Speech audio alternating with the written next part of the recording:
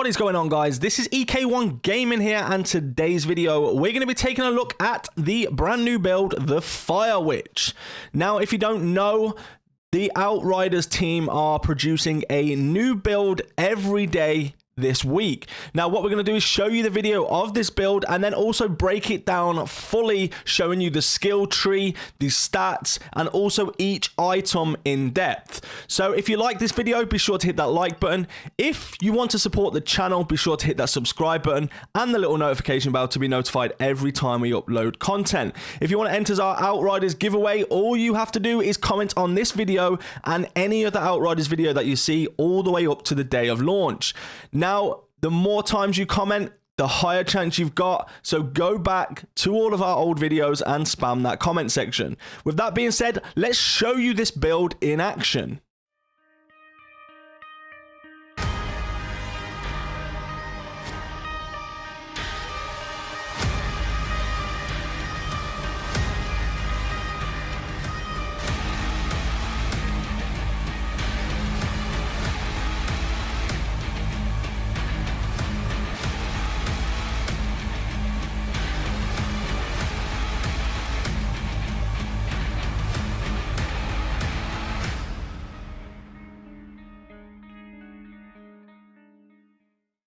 So now that you've seen the actual build there that the Outriders team released, let's break down each piece of gear and show you exactly what mods they have put on them.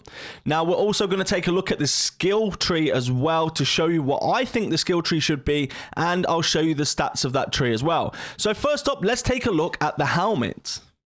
So, of course, it's going to be the legendary gear, and this is the helmet of the Lava Leech. Now, the mods that they have on their build is slightly different to what I'm showing you on screen, but it's only one mod that's changed. They have took off the first mod and they've changed it to frequent phaser beam, which reduces the skills cooldown by 30%. They've also got magma coat as the second one, and eruption increases the lava's damage by however much, you know, depending on what level you are. So this is exactly the same, apart from the first mod has changed. Now moving on to the upper robe, and this again is the Lava Leech, and we're going to go into that in just a second in a little bit more detail. But they have changed the first mod here. This is what you'll get as standard, but they've changed the first mod to Detonator Overheat, which decreased the skills cooldown by 50%. Then they have left Giga Blast, which is Eruption, increases the skills radius by 100%. Now let's take a look at the gloves, and these are the charms of Lava Leech as well, and they have a mod called Etna Eruption. The skill can be activated one more time before triggering the cooldown, and then they have Pure Power, which is Phaser Beam, increases the skills damage by 59,818. That will depend on your level, of course. They did not change any of these mods for this build. Now going on to the lower robe. Now they didn't change any mods on here also, and it's got improved damage, Eruption, which increases explosion damage by 67,794, again depending on your level. And then it also has Size Matters, and we know size does matter. And that is Phaser Beam. It increases the beam's radius by 100%. Imagine 100% more size, guys. Imagine that. Now, the last part of the armor, of course, is the boots. These are the boots of the Reforged. Now, they have power assimilation on them, so boost your anomaly power by 192 for each elite present on the battlefield. And they have changed the second mod. Now, what they've changed it to is Pompeii, and it's called Eruption. The skill can be activated one more time before getting cooldown. Now, before showing you the weapon that they're using with this build, I just want to point out there is a set bonus active, and there's actually two set bonuses active here. So if you don't know what that means, it means if you have one or more pieces of that named armor or named gear, you actually get a bonus to your stats. So there's two involved in this build specifically. The set bonus is active on Lava Leech because they have 3 pieces out of 4 on this character. Now, what that does, that gives them increased damage of Eruption by 40% and decrease its cooldown by 10%. So they're getting an added 40% damage of Eruption, and it's increasing the cooldown by 10% as well. Now, because they've got one piece of Reforged on, which was just the boost that we looked at, this increases the feed the flames damage by 50% and thermal bombs explosion damage by 50%. So you're increasing feed the flames, the damage by that by 50%, and then you're also increasing thermal bombs explosion damage by 50% as well. Again, just proccing that set bonus. Don't forget to look at that. Now let's take a look at what the weapon is they are using.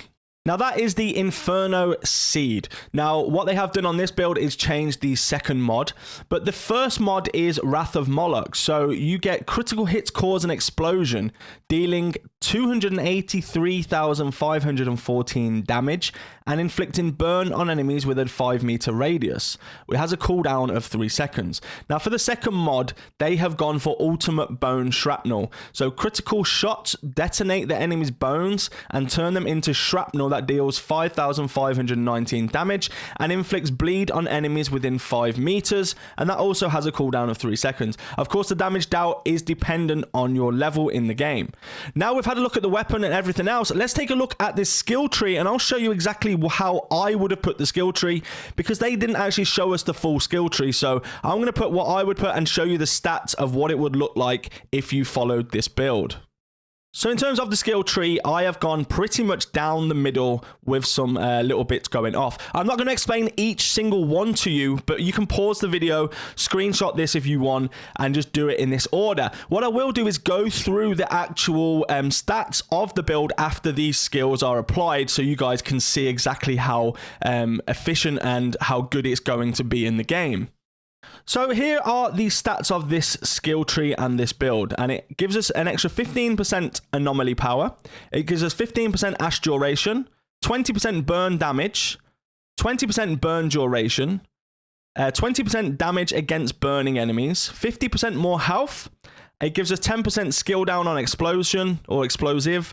It gives us 40% skill cooldown on ignite, and it gives us 10% skill down on immobilize, 6% more skill leech, and 5% more weapon damage. Now, as you can see below at the bottom of the screen, you'll see explosive, ignite, and immobilize, and it will tell you which kind of mods fit into which category. So you can see under explosive, we're using a lot of eruption, and that's got 0 seconds cooldown because we have the explosive cooldown at 10% more, so it's a lot faster to actually do the eruption mods and skills.